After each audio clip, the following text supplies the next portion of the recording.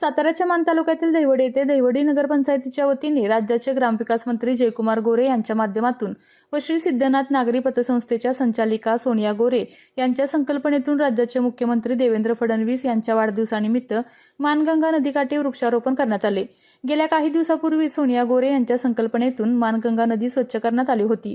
त्यानंतर मुख्यमंत्री देवेंद्र फडणवीस यांच्या वाढदिवसानिमित्त त्यांनी नगराध्यक्ष, भारतीय जनता पार्टी पदाधिकारी, मुख्याधिकारी, नगरसेवकांसह चिंच, जांभूळ या वृक्षांचे वृक्षारोपण केले। यावेळी नगराध्यक्ष वर्षा राणी सावंत, मुख्याधिकारी संदीप घारगे, भारतीय जनता पार्टी महिला मोर्चाच्या मंडलाध्यक्ष डॉक्टर सुधा करणे, माजी नगराध्यक्ष नीलम जाधव, नगरसेविका उज्ज्वला पवार, नगरसेवक रुपेश मोरे, भाजप युवा मोर्चा तालुकाध्यक्ष विशाल घोरपडे, महेंद्र जाधव, विजय जाधव, साईनाथ जाधव, महेश जाधव, शोभा राऊत, सविता कदम, कुमुदिनी गायकवाड, चैतन्य पतसंस्थेचे चेअरमन नंदकुमार खोत, भरतेश गांधी, स्वप्नील मोरे, सोहेल शेख यांच्यासह मान्यवर उपस्थित होते।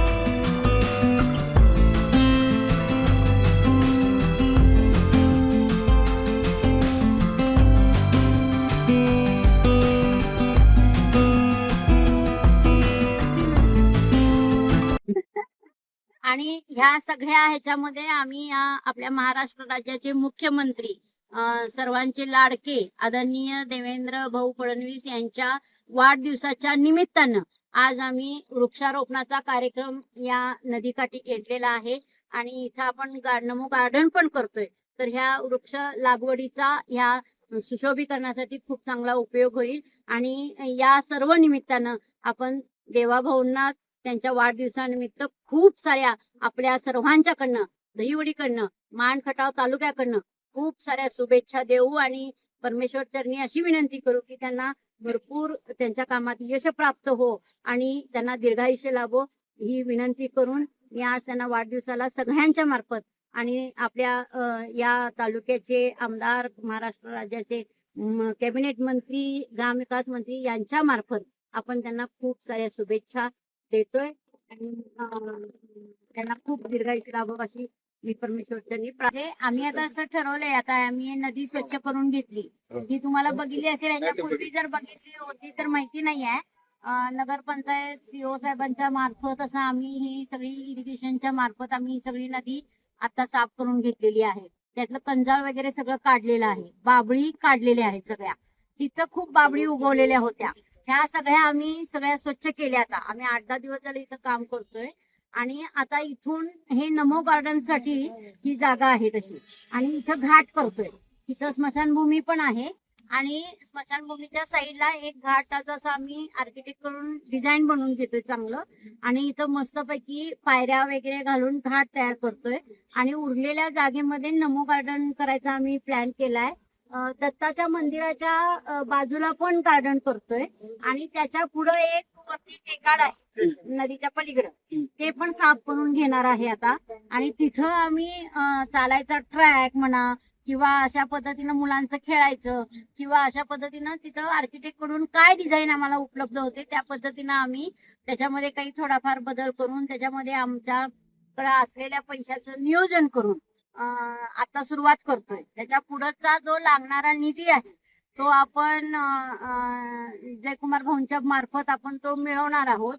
आणि ह्या दहीवडीच्या सुशोभीकरणासाठी जे ज्या काही गोष्टी लागतील त्या करण्याचा मी मनापासून प्रयत्न करतेय. त्याला सगळेजण साथ देत आहेत. मी तेव्हापासून सुरुवात केली आहे, तेव्हापासून सगळ्यांना खूप आनंद झालेला आहे. आणि हे सगळेजण वेळोवेळी इथं येऊन ते स्वच्छता कशा पद्धतीनं करतायत त्याच्यासाठी त्यांचं सगळं लक्ष ठेवून सगळं ते साफसफाई गेले. खास करून आपल्या ह्या शिवसाहेबांनी याच्यामध्ये बरचसं लक्ष घातलंय आणि ते त्या सगळ्या ह्याच्या माध्यमातून इरिगेशनच्या मतीनं म्हणा किंवा आपल्या नगरपंचायतीच्या मतीनं आपण इथं सगळं हे सुशोभीकरणासाठी करायचं आपण बऱ्याच वर्षांनी पण आपण ही सुरुवात केलेली आहे. कारण हे आता तिथला घाट झालाय, त्याच्यातला असलेला आतला गाळ तो सुद्धा आम्ही बाजूला काढतोय आणि तिथं ते खोलीकरण करून, कारण तिथं धबधब्यासारखं पाणी आता आपल्याला नेहमी येणार आहे तिथं पाणी, तर ते पाणी आल्यानंतर तिथं धबधब्याचं जे काही आपल्याला छान दृश्य निसर्गाकडून आपल्याला नैसर्गिक अशी रित्या अशी जी काही तिथं योजना करता येईल अशा पद्धतीने आपण करतोय. मुलांचं गार्डन करतोय. ही शाळाचा एरिया पण खूप मोठा आहे. ह्याचं पण सुशोभीकरण करून याच्यातही आपल्याला भरपूर झाडं लावायची आहेत म्हणून. आणि स्वच्छ दहीवडी, स्वच्छ आपली नगरी, स्वच्छ आपलं सुंदर असं करायसाठी आपण सगळ्यांनी मिळून श्रमदानातून थोडंसं आम्हाला श्रमदान आपण सगळ्यांनी करणं. रविवारी 1-2 तास सगळ्यांच्या मतीनं आता हे जरा स्वच्छता वगैरे होऊ दे, दर रविवारी सगळ्यांनी मिळून श्रमदान करून ह्याच्या सुशोभीकरणामध्ये जितकं काही आपल्याला लक्ष घालता येईल तेवढं दहीवडीकरांनी घालावं. जेवढी मदत लागेल तेवढी मदत मी भाऊंच्या मार्फत देण्याचा आटोकाट प्रयत्न करणार आहे. त्याच्यासाठी तुमचं सगळ्यांचं सहकार्य पाहिजे आणि एक चांगल्या भावनेतनं आपण दत्त मंदिराचं पण सुशोभीकरण करूया. तिथं सुद्धा आपण छानपैकी एक सुंदर आपल्याला एक बसायचं ठिकाण, नाना नानी पार्क, नमो गार्डन मध्ये अशा पद्धतीने आम्ही करायचा हा घाट घातलेला आहे. तर त्याच्यासाठी आपल्याला दत्त महाराजांचा आशीर्वाद आहे, सिद्धनाथाचा आशीर्वाद आहे. त्यांच्या सगळ्यांच्या माध्यमातून खूप काही काम करायचं आहे. ते काम करत राहू आणि छान दहीवडी, स्वच्छ सुंदर दहीवडी करण्यासाठी आपण प्रयत्न करू. विविध कंपन्यांमध्ये जॉब मिळवण्यासाठी किंवा स्वतःचा उद्योग व्यवसाय करण्यासाठी 1 वर्ष कालावधीचे महाराष्ट्र शासनाचे तांत्रिक कोर्सेससाठी Patil electronics institute Satara. Electrical supervisor, automobile mechanic, electrical wireman, motor winding, 2 wheeler 4 wheeler mechanic, computer operator, computer hardware आणि डिप्लोमा कोर्सेस. पात्रता 10वी 12वी, एसटी पासची सोय. Patil electronics institute, Radhika road, Satara. 98 220 97071. 1986 पासून तंत्र शिक्षणामधील अग्रेसर संस्था पाटील इलेक्ट्रॉनिक्स इन्स्टिट्यूट. आपल्या तालुक्यातील जिल्ह्यातील बातम्या सर्वप्रथम पाहण्यासाठी आजच सातारा न्यूजला YouTube चॅनलवर सबस्क्राईब करा, लाईक करा, शेअर करा आणि बेल आयकॉन प्रेस करायला विसरू नका.